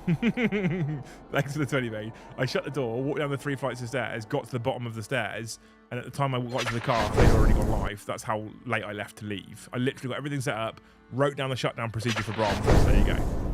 Frequent FAQs/update starts to annoy me when it drives the feeling that they change things to keep you buying different things. I'm a slow hobbyist and wish I had more certainty for army planning. Do you know what? No, that's a. I'm sorry, Rory, I'll get back to yours in just a second. That's something that. Thank you for the 10, man. That's something that I'm a slow hobbyist. One of the things that allows the channel to exist is Joe, because I'm a very slow hobbyist, and I will come up with a concept that is an acceptable list. It won't necessarily be game changing or broken or meta, but it'll be acceptable. And by the time I've got it anywhere near built, not even painted, it will no longer be relevant, and that's hard. And we're lucky that we have a business budget for models. We have support from people like Element, and etc. etc. So I have less of a problem than people that have less money who then decide to play this game and spend a lot of money on it, and then they can't keep up, and what they've selected might then no longer be relevant. It's even worse when things go into Legends, for example, that were previously usable. That's a shame. So yeah, I that hurts a little bit. And I think that I just would rather that the FAQs were there to just literally fix things that don't work because the wording's wrong or it's ambiguous. Balancing I'm okay with, but I think to some extent there needs to be perhaps more of a an obvious kind of push from GW to also say, by the way, balance updates are optional. Like, if you don't want to keep up to date with these, you don't have to. I don't know the answer to that one, but thank you for the 10 anyway, man. But yeah, Rory, back to what you were saying. I had to set the stream. I didn't say I had to. Currently I have to set the stream up, but it's partly my fault because I haven't taught anyone else how to do it all. I've started to teach Joe some of the graphics making, but he doesn't really like computers and tech. He's prepared to learn, right? And he's doing it. But I'm starting to teach him some of that stuff. I'm going to start teaching Brom some of that stuff. I'd like to get to a point where I can not even go to the studio for a day if I'm having an actual day off, and they can set the stream up, launch the stream, shut the stream down, shut everything down. But to answer your question in the very basic form, what did you think of last night's stream? I think the guys did a great job. They did a great job. And I'm a wild control freak. And I find it very difficult to sit here and not just be sending niggling messages to Brom, this is bad, this is wrong, this is silly, blah, blah, blah, blah, blah, blah, blah, blah, right? And I find it very difficult not to do that, not to micromanage from home. And yet I still would say they did a really good job, those guys. And the other thing is, well, they're so passionate about making the channel successful and growing the channel that I think in that regards alone, I just trust it in their hands because none of them want it to do it badly, right? Warhagen 40k says, how do I become a member? You are a member, sir. You've got a green name. You're already a member. I assume it has been gifted to you. If it has been gifted to you, you can _ member, click the link, and you might be able to upgrade if you wanted to upgrade to a higher level. But the reason why you probably can't find becoming a member right now is because you've already been gifted one. But there you go. I think I've caught up with everything. I think I've caught up with everything. Good. Right. Whew. And we've got 8 minutes to go as well. I know he's gone quiet, so I assume he's found himself his charger for his iPad. Right.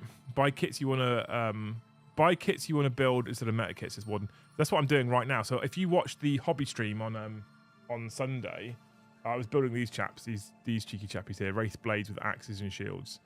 I'm told reliably that Wraith guard with the cannons are significantly better, but I like these kits. So currently what I'm putting together is an Eldar Wraith army, and I don't have Sweeping Hawks, and I don't have the ghosty dudes from Forge World, I can't remember what they're called, and I don't have Warp Spiders, just Wraiths, because I like Wraiths. There's no other reason I like Wraiths, that's it. Just like Wraiths. So I'm putting a Wraith army together.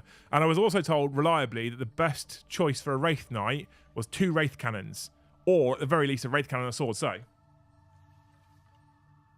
I built Sword and Board because it's the coolest version, right? This is the coolest version of a Wraith Knight. So that's what I built there. Rule of cool, okay? Hey, how bad was the update? I'm afraid to check it out. It's not that bad, Shane. It's mostly about what can join what, since the Space Marine Codex removed a load of units, essentially. And it gives you access to more units to put things with. It's not that bad. It's just hard to find exactly what's changed. Johan Gustafsson, thank you so much for the... Gustafsson, there we go. Thank you so much for the 5 gifted. You put us over the target, man. I don't know how you do it every night, chat. I'm so incredibly humbled every time we stream. Every time we stream. And tonight, because I'm so tired, honestly, tonight I'm going to go offline in about 7 minutes. I'm going to literally put the kids to bed, take the dog out, let her have a shit outside, and then I'm just going to go to bed myself. I'm exhausted. Right? You like race because it's a low model count army, so you can keep your beard. I mean, Ed, you're not wrong, to be fair. You're not wrong. But I just, it's also, so a lot of it is to do with the fact that I want to get a 2,000 point army of my own so that I can get it on the table. Partly for stream, but partly for events. So we talked a lot about rules. We talked a lot about FAQs. We talked about competitive versus narrative, right? I don't care about being competitive, but I do still care about events and going to events. And I'll explain. When I started to really try and be competitive and I went to events to try and win, I was starting to not enjoy it so much because you put a lot of pressure on yourself. The second you lose one of those games, you're like, oh, I can't win now. Also, the second you misplay a single unit or you misplay a single thing, you start really beating yourself up about it. Well, I say you do. I did anyway. That was my experience. But the core concept of going for an event weekend is something that I've always loved. And what I've gone back to is, if I'm going to go to an event weekend, I'm going to go for 5 games against 5 different people who I've not met before, just to play 5 new people. Don't care about winning. As long as it's a good game for both of us, I don't care about winning. I just want to have a good game and have fun and enjoy ourselves. Now, what I did find was going to tournaments with armies that I hadn't painted, and it's hard to do anything but right now, because I don't own an army I painted anymore, because I got rid of or sold or gave them away. But going to an event with an army I haven't painted, for me personally, I don't enjoy the experience so much. So when people say, that Angron looks really good, I'm like, yeah, cool, thanks, Joe did it. And he should get the credit, Joe did it, you know? It's a good job. That Magnus is beautiful. Yeah, thanks, Siege did it. That Scar brand is really nice. Yeah, cool. Blazing Brush Studios did it. It's just something about having your own stuff that where you can go, I did it. That's me. This is my personal experience, like I say. So trying to get an Eldar list together, one of the easiest ways of getting an Eldar list together is low model count. Is it balance or the illusion of fairness we want? Myself, it is the illusion of fairness. I like to feel that there is an answer in a codex to make a game, not necessarily win against any opponent. I hate when you know you don't. Thank you for the 20, by the way. That's a fair question. Balance and the illusion of fairness. It's almost like, do we want balance or do we want the illusion of balance? It's similar to what you're asking. I think if we were to be honest with ourselves, if we were to sit here and say, you know, we want the game to be 100% balanced, I think most of us would realize that actually probably isn't possible. And so, do we actually want balance? This is why GW have their Goldilocks zone. They have their 45 to 55% win percentage, right? Now, don't get me wrong. Statistical analysis is not their strong point, which is evident every single time they do a meta watch. And the statistic, the way in which they come to that statistic is pretty nonsense. But the reason why they don't say we want everyone at 50% is because they even themselves realise that kind of balance is impossible. Okay, it just isn't. It's just not possible at all. So I think the reason why they have that 10% leeway, 5% up, 5% down on 50, is because they recognise that they don't want they can't do complete balance. So I'd guess my answer to your question, Ginger Age, is we probably want at least the illusion of fairness. We want to at least have the illusion that we can win and that we're not just going to turn up and get our pants pulled down immediately. So yeah, I think you're right. Matthew, thank you so much for becoming a Hesea tier member all by yourself. You're a hero. You're a legend. Thank you so much. Papa says, your kids are cute. Thanks. The postman did it. You want to be glad she's not here, Papas? You want to be glad she's not here. But thanks, mate. You're a hero. Vicious Goose, are you friends with the War Hipster? I love that guy. Yeah, Josh is incredible. Actually, in terms of painting the Eldar and the plan that I've got to paint the Eldar and the scheme that I'm coming up with, Josh, War Hipster, is helping me with the paints and the scheme so that I can make a scheme that isn't overly complicated, where it doesn't take me 2 weeks to paint a single model, so I can actually get the army up and running, because it's something I want to do. So he's helping me, you know. But he's an incredible. If you haven't already, 330 people in chat. I'd imagine most of you have heard of him already because I talk about him a fair amount. If you haven't already, check out War Hipster. Incredible channel, amazing paint guides. Contrast Plus is absolutely incredible, and a lovely guy as well, which is important, right? So, you know, he's a good guy. Him and Hobby Collab, there you go. There's two people we've shouted already.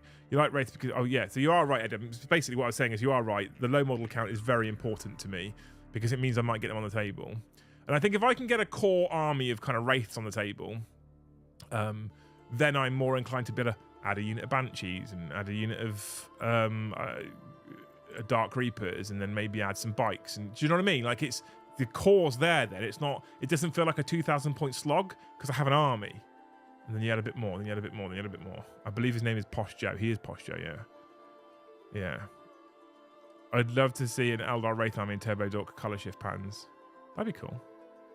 I have a custom scheme that I've worked on, or I'm working on with Josh, which is it's basically Viking black and red because it's my favourite colours. I just want to make something that's pretty. And that's also not going to really be a pain in the ass to paint. So I can paint really well.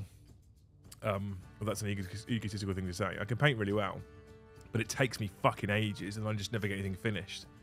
So that's why I've gone on to this Contrast Plus. Couldn't agree more about painting. People with nice armies complimenting my Death Guard means more than any game I've won at the event because doing them was a much bigger commitment than that one game. Yeah, Emil, 100%. You get that little tingle, don't you?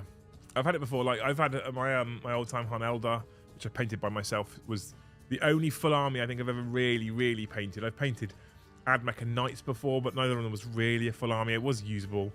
But the only army I ever had, or most of it was mine, was the Eldar. And getting compliments on that stuff is amazing. Are you using an airbrush? No, I'm going to use... airbrushes are incredible tools. I personally hate them and I can't really use them. So, you know, I'm trying to develop a brush-based scheme that I can do at this desk. Do I have an airbrush in here?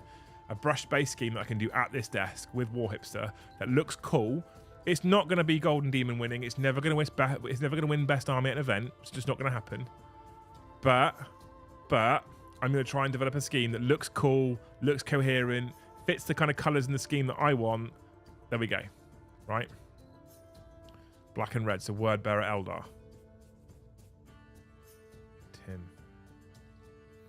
Tim. Rory, thank you for the gifted membership. Up to 155 to make it that nice round number. Thank you, mate. I appreciate you. He says not being able to type 155 in. There we go. There we go. We did it.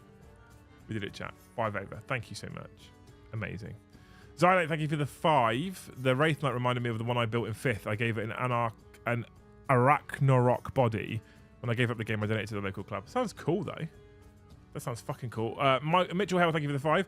I hear you, mate. Was going to get my Marines commission painted, but didn't like the idea of playing with an army that wasn't 100% my work. I think with a channel, we kind of have to just accept the fact that we're going to be playing with shit that's not our work.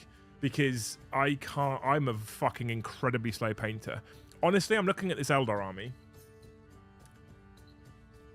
I saw Saray in chat earlier asking if I was going to go to LVO. I know they've moved it a week earlier, and you're all going to go, you can go because it's a week earlier. And Luce's birthday is on the 27th, and they've moved it a week earlier, so it's not Luce's birthday anymore.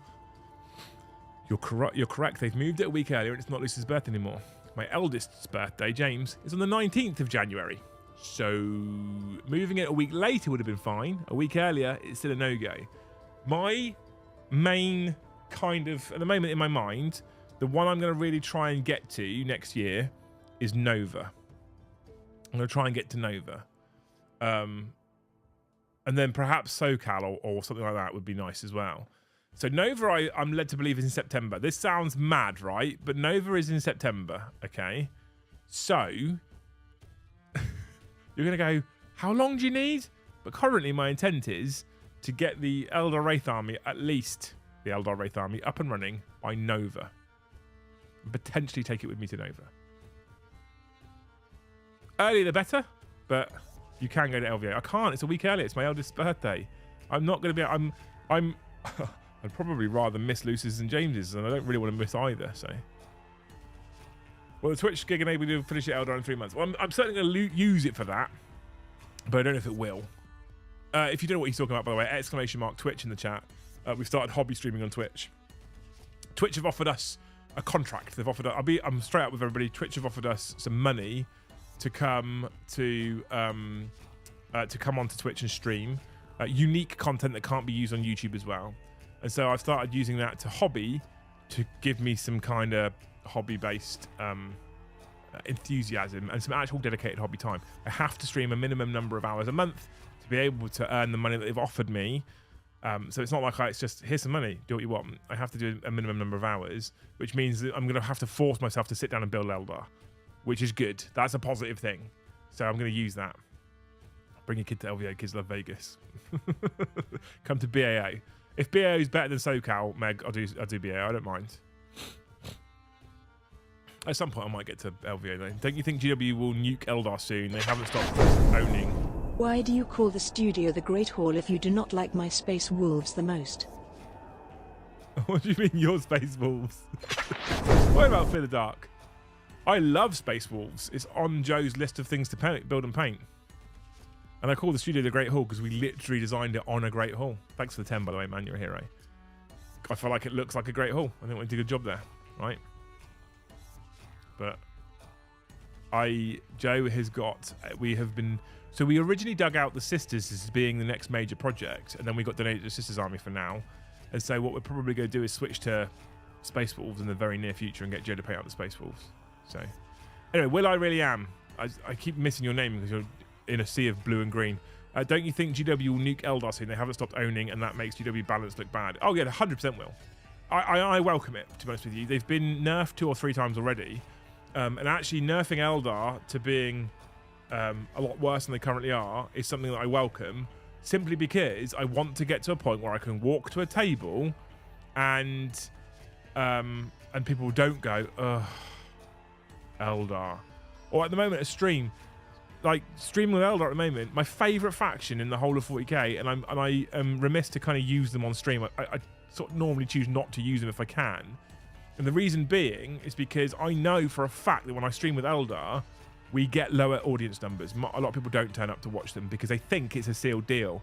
I try and run different units, and I try and not run the typically kind of broken stuff on purpose, so that people actually get to see Eldar compete with another army and there be back and forth. Even then, sometimes I don't quite get that right. But I welcome the nerf. I welcome them nuking them so that I can actually bring them and not have my opponent feel like there's an auto lose. Will there be a Liam and Joe show tomorrow since you have the kids? Yes. Yeah, it's going to be interesting. So we are planning on doing a Liam and Joe show. The thumbnail and the stream will go up straight after this. We're going to be talking about the article that came out today, Model of the Year from GW. Joe and I will predominantly be focusing on the 40k models. That's the plan anyway. But yeah, we are looking at bringing in the Liam and Joe show. The kids will be in the studio with me.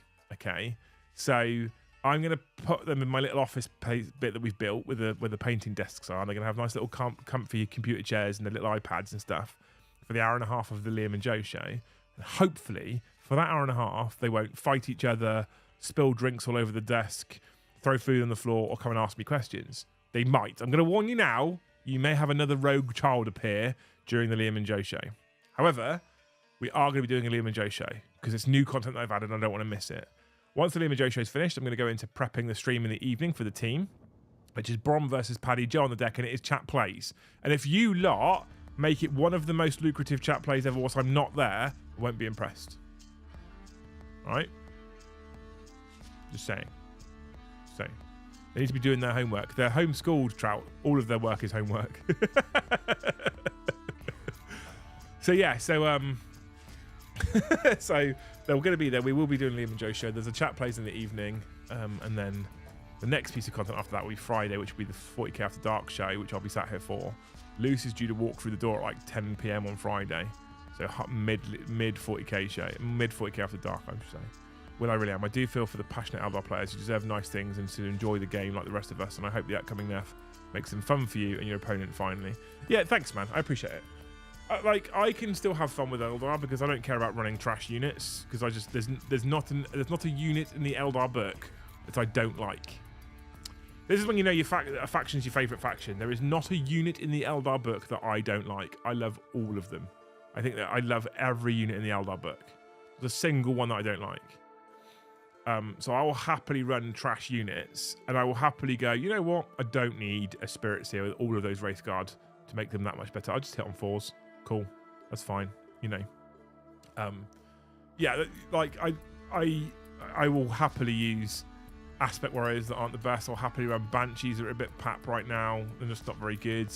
I don't mind running Dark Reapers who aren't the best. Like I'm okay with all of that stuff. I really don't mind too much at all. Never enough War Walkers. I've got a bunch of them here.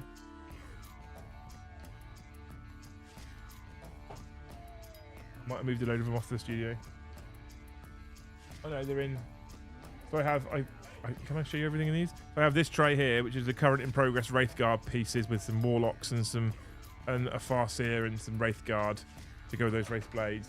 And we've got this box here, which is literally what we've got in here. We've got 20 Banshees, Milgun Ra, Jane Zar, 20 Dark Reapers, 10 Kit Bashed Dire Avengers, a Kit Bashed Essuman, 3 Shining Spears, 3 of the Scout Bikey things, Shroud Runners.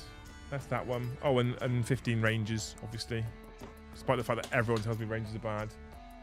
Don't care. And then in this one here, we have 2 War Walkers, an Avatar, a Wraith Lord, 2 Wave Serpents. You know, I just care. I just care about cool stuff. I just care about cool LL stuff. Doesn't have to be good. Love it all. Love War Walkers, by the way. So maybe we'll bring them on. I get it. Every time I look at an Eldar model, it makes me happy ever since I was a child. Well, luckily for most of us, a lot of the Eldar army models still, like Warp Spiders, are the same ones that we were when we were a child. So, you know, some of them haven't changed. Last time we played, you bought a broken as fuck Eldar list with Quinn's allies when they were stupid power gamer style. Didn't seem to feel bad then. That wasn't even on purpose, Emil. I was, oh, this looks cool. And then I was like, oh, this is a bit too good. Oh, I felt quite bad for that. They were a bit too, yeah, a bit nonsense. Space Marines are my favourite, and I hate most of them. Am I doing this wrong? Maybe, Saray, maybe. Anyway, we're 10 minutes over, chat, and I'm exhausted because of the reasons I said right at the start of the stream. You guys are amazing. So 155 members in a night is absolutely incredible. Thank you so much. War Walkers. I've not seen an Elder player use War Walkers since like 7th. Okay, once I've done the Wraiths then, and I've got the core done, perhaps I'll work on a squad of War Walkers just for you. All right? I was shocked when I came back into the hobby after 15 to 18 years and my Elder models are still the current range. One of the Thanes turned up to the Only Thanes and bought a box of metal Eldar stuff, including Warp Spiders and Sweeping Hawks, and I just love the guy for that. It's amazing. It's amazing. So I have a whole box of old metal stuff, which I'm so grateful for. I think the box also includes a bunch more War Walkers as well. Stick Monkey says, can tell Luce isn't there with the running late tonight. I mean, I just got... Problem is, Sean, I've just got to go back to an empty, cold bed all by myself. So unless you're planning to come on the train down from London and join me.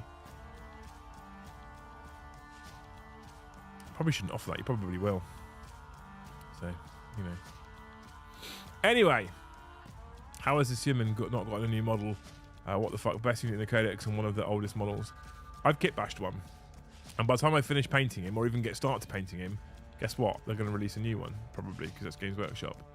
That if they give us nothing, absolutely nothing for 10th edition. I know we've already seen the Scorpions. If they give us nothing else for 10th edition but a new Asierman, I'd actually probably be happy.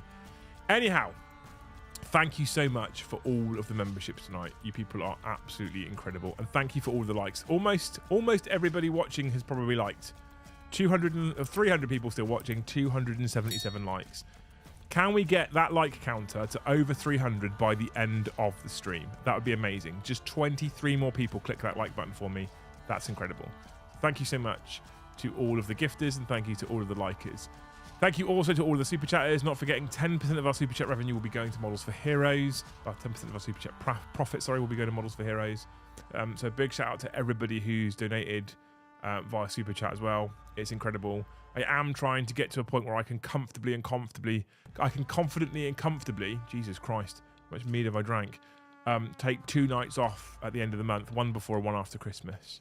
I just need a little bit of a break, little bit. Then I'll be back on the 27th. And we are doing a stream on New Year's Eve as well, so come and join us. It's incredible to see over 300 people for most of the stream on a Wednesday night. It's amazing. So if you could, people, do your homework and go and find others to come and join us in the Great Hall, that would be absolutely phenomenal. A big shout out to all of our new members, especially the people that have become members all by themselves. And David has just upgraded his membership to Jarl tier as well. Thank you so much, David. What a hero. At some point this month, there'll be a Jarl's only giveaway. I need to sort the giveaways out for the last one actually as well and check the one before that to see if the World Eaters box is in stock in America. Anyway, you do all that.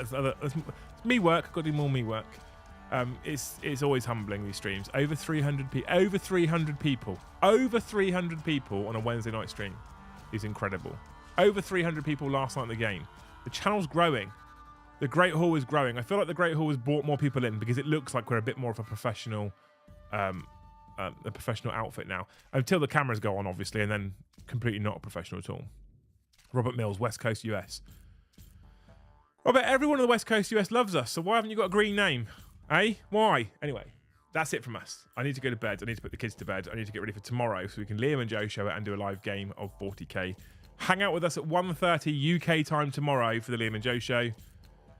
Thank you so much for watching, you beautiful human beings, and we'll see you in the next one.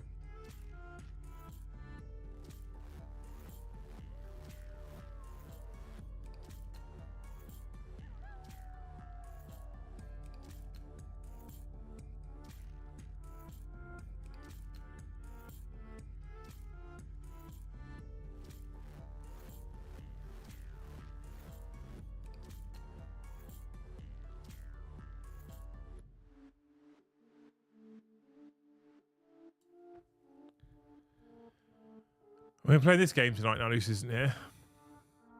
Warhammer, thank you for the gifted. Let's not play this game. Oh no, there's no loose fact. She's not here. I can't do a loose fact without Luce, by the way. I can't do that, okay? Because it's not fair. Because it's a loose fact, or a Luke fact, whichever you prefer. So I can't do that without her. I don't want to play it. Let's not play this game where you keep bringing me back. All right. Try to snipe the neighbour. Yeah, I know. Poor old Robert says it's because he's poor as to why he can't become a member of the Great Hall. He can't come and join us in Discord chat because he's poor. So, you know, if any of you feel like trying to help him out, I'm just saying, you can. Anyway, to catch up on the only things and go to bed. Thank you, Mordy Hammer, for the gifted. Love you long time.